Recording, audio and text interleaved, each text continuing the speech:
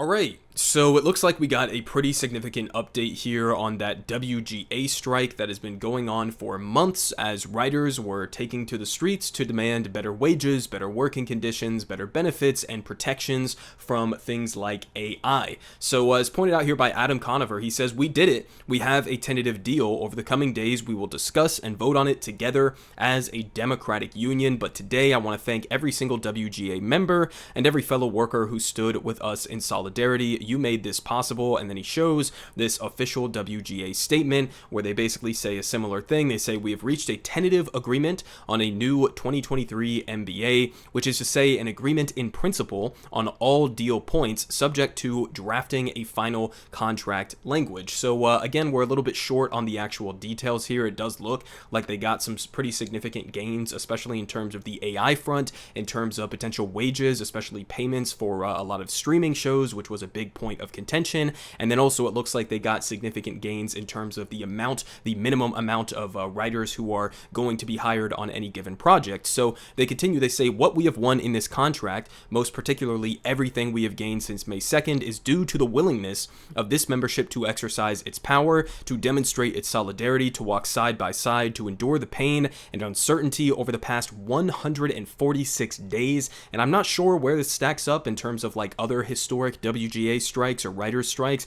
I think this is one of the longest that they've ever had in history. They say it is the leverage generated by your strike in concert with the extraordinary support of our union siblings that finally brought the companies back to the table to make a deal. We can say with great pride that this deal is exceptional, with meaningful gains and protections for writers in every sector of the membership." So, I mean, congrats to them, right? I mean, again, obviously you're going to have this process play out because this is how a union works, unlike, a normal capitalist sort of authoritarian structure where you have a handful of executives who sit at the top, the CEOs, the board members, and all of that, and they get to make 100% of the decisions for the direction of the company without any democratic check whatsoever.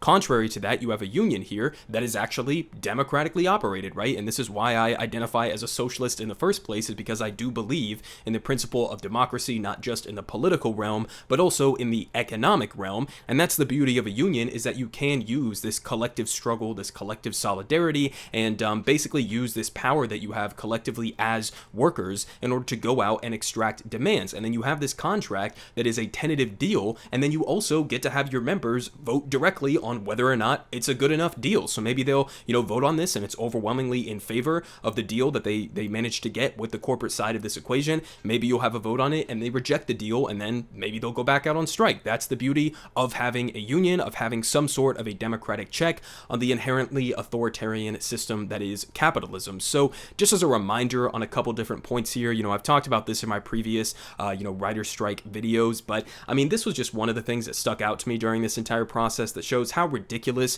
it was that it took this long for these corporations to come to the table and actually negotiate in good faith. As pointed out here by IndieWire, they say, "WGA to the studios, we are asking for a fraction of a percent of your annual revenue." And I went through in that last video the actual cost breakdown in terms of all of the demands that the WGA was asking for, and then stacking that up next to the amount of revenue that these gigantic multi-billion-dollar corporations are bringing in on an annual basis. And I mean, as they pointed out there, it's a tiny fraction. In many cases, it was less than 1% of their annual operating revenue that, they would have to shovel out in terms of the increased demands that the WGA was making. So it wasn't ever really a question of like, as these CEOs, these executives were trying to make it out to be of like, oh, if we give in to their demands, we're going to go bankrupt, right? The same shit that we're hearing now from, Ford, Stellantis, and General Motors during the UAW strike. It's like, oh, it's portrayed as a situation where, oh, we're going to go bankrupt. There's no way we could meet their ridiculous demands. And then you actually look at the numbers under the table, and it's like, yeah, you obviously can. You guys are just a bunch of greedy bastards, and you don't want to take a haircut on your side of the equation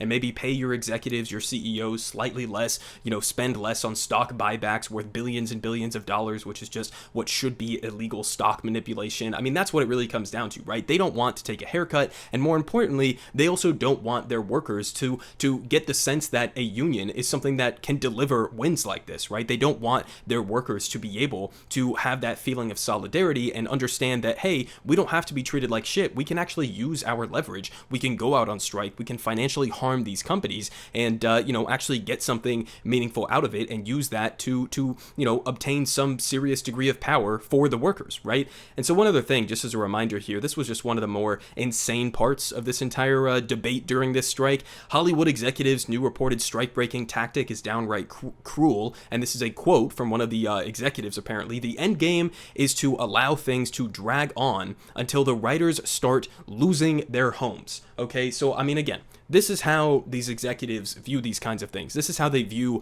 their workers. They view them as expendable. They view them as tools to be used to extract profits off of the back of them and the labor that they are providing for these valuable multi-billion-dollar international companies and conglomerates, right? And that's how they view their workers, right? We want them to be on the verge of going homeless so that they have to come back and accept crumbs. And so it looks like, they use the word, I think it was extraordinary or exceptional in terms of what they were able to get. But again, it's just a another reminder that, like, this is the power of a union, right? You actually can have a say in what comprises a majority of your waking life, your workplace, right? You can join or form a union, right? You can go out and stand in solidarity with your fellow workers and make demands instead of begging for crumbs. And so it's a great reminder in terms of the power of the unions and a solidarity with all of these workers who just spent the past number of months going out and taking a serious cut into their own livelihoods. I mean, many of these people were suffering significantly.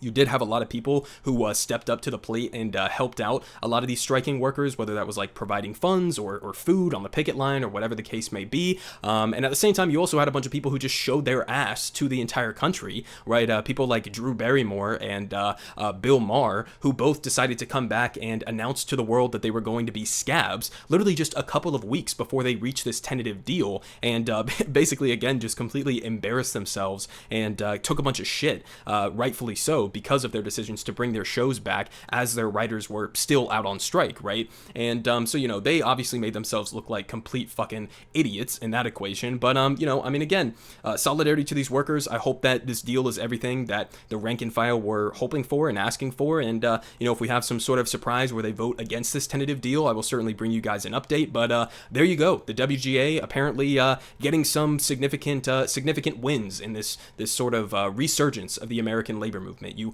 absolutely love to see it. Everyone is saying good Politic guy has the best Politic. Believe me, no one does it like him.